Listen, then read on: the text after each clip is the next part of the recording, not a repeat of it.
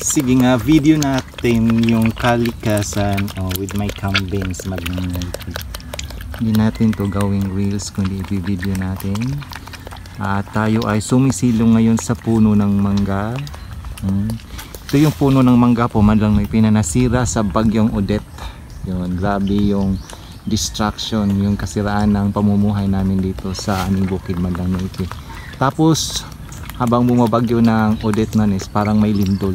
Ibang klase yung Odette kasi ang daming nasira dito sa aming bukid. Ang daming taniman na nasira.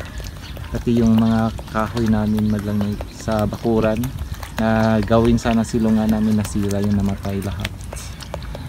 Yun. So ito yun.